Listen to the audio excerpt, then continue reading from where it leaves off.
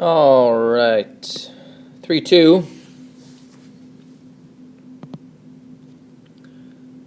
Day 2.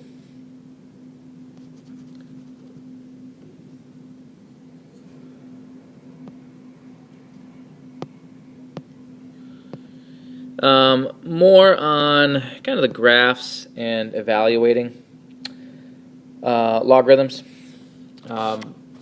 Anytime you see a natural log, all right, I want you to see some of the same properties that we saw in the first day. Okay, but I want to talk a little bit specifically about natural logs, just so you don't think that their properties are really all that different.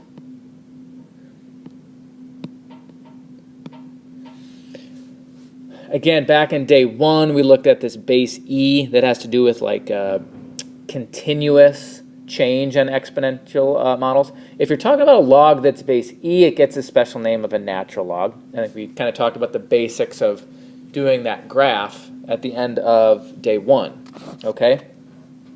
So if we were to evaluate them, which we will quite a bit, I want to talk about how we'd go about that.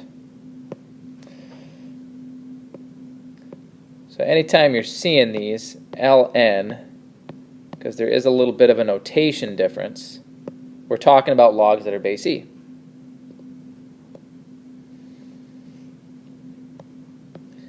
Now, it is a really, really good base to use because it can be more accurate and just kind of give us better models.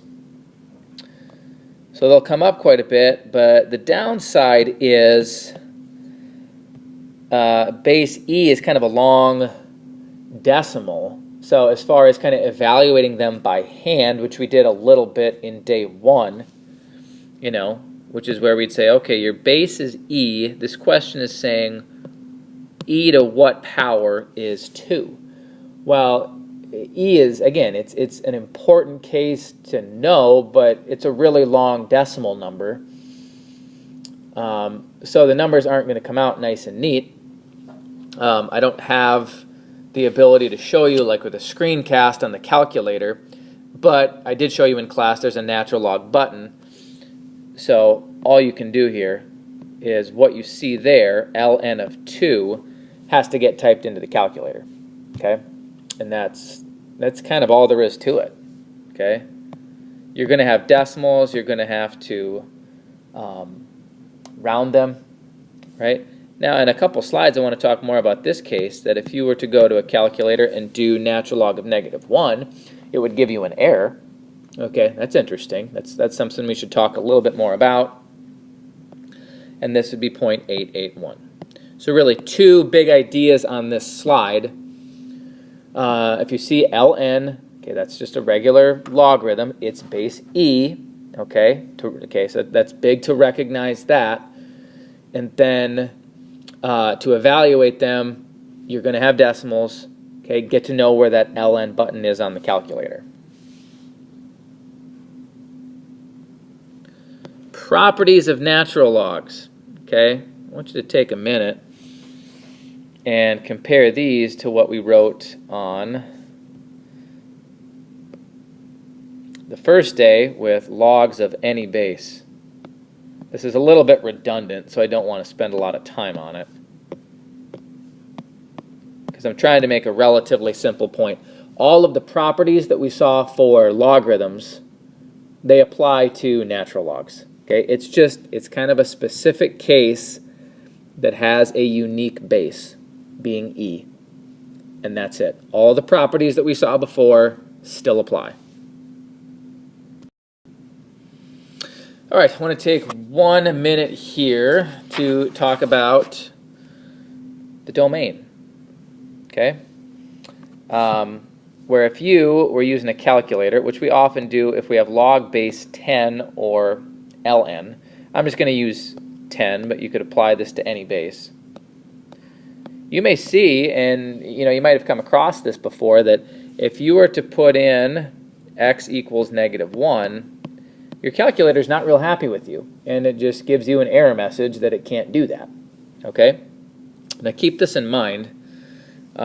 Here's graph-wise what's going on. A logarithmic graph that hasn't been transformed at all is going to look something like that. All right? Right here at x equals 0, it has this vertical asymptote that the graph will approach but never cross. So if you look at all the negative x values to the left of that, this graph never goes over there. Okay? Now think of this case of negative 1. If we convert this over to an exponent,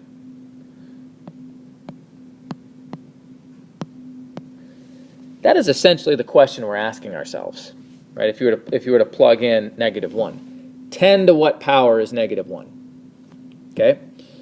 You could certainly, try this in any way you want, calculator or just plugging numbers in. You could give it a shot, but you're not going to have much luck. Okay? There's no number you can put in for that y variable to give you an answer of negative 1. Okay? Which is why this is going to come back as an error. And if you just have a regular old log of x, okay, it has a restricted domain. You have to put in positive x values or you're not going to get answers for your y variable. Okay? We haven't seen this a ton. Okay? We had a couple cases in chapter 1 where we saw that like square root functions and certain rational functions can have restricted domains. But that's a big thing for logarithmic graphs. Okay?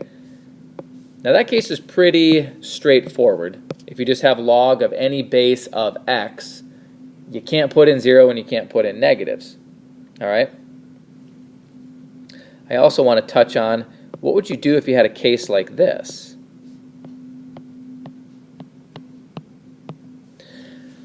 It's not just as simple as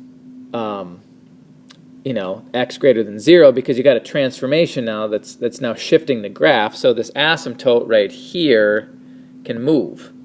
All right, here's how you would handle it. Take whatever's in the parentheses. That has to be greater than 0. Okay?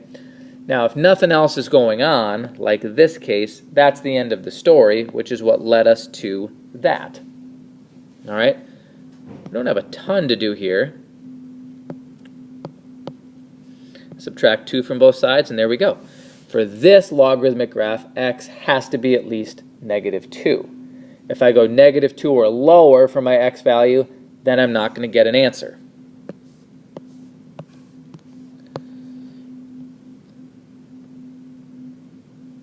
What if you had something like this? A little bit goofier. 2 minus x. Okay? Take whatever is in the parentheses and set up an inequality that has to be greater than 0. Okay? Now if I add x to both sides, I get this, which is a little interesting here, that x has to be less than 2. Okay, this graph has a reflection going on, so it's kind of been reversed. Okay? But if you set whatever is in the parentheses up as an inequality greater than 0 and then basically solve it, you will get what the restricted domain is. Okay? So be aware of that. Domain restrictions are all over the place with logarithmic graphs. If you're using your calculator and getting an error message, that's probably what's happening. Okay? So it's good to be aware of that.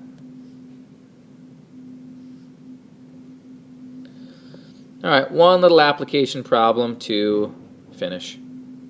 Okay. Now you'll see here again, we can't do anything really fancy with logarithmic functions yet because we haven't really explored from an algebra perspective how logs and exponents work together. So all we're basically left with is evaluating. Okay? This is a problem about a human memory model, which here's kind of what's going on graphically. You've got some shifts and some reflections. It's going to do something kind of like this. Okay? Where it models like you took a course and the course ended, and you've got sort of the knowledge and skills that you learned, and over time you're going to lose some of them. And a human memory model is kind of used to predict how much are you going to lose over time, okay? And it follows a logarithmic graph because you lose a lot at first, and then it slows down. Okay, that's a perfect case for a logarithmic graph. So the average score on the original, okay, this model is good for 12 months after the course was over. And again, all we can do with logarithmic expressions is just evaluate them at this point, okay? It's a natural log. I'm going to need my calculator. Well, actually, in this case, you technically don't if you think of your properties, because the natural log of 1 ends up being 0. All right, so 75 was the average score right away. And now I could look at 2 months.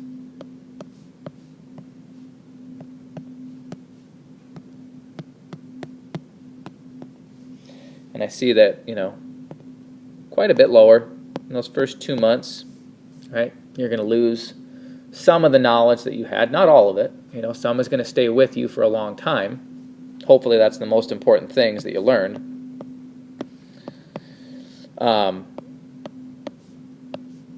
And again, if you're looking at 6 months, all that's going on is you plug in 6. We could do this all the way up to 12, but I want you to see something here that really is a big deal with how logarithmic graphs change. Notice right away in the first 2 months, okay, from here to here, we're talking about, like we saw, a decrease of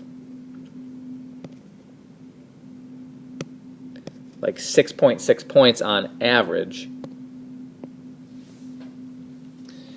And that was just in the first 2 months. But then look at over the next 4.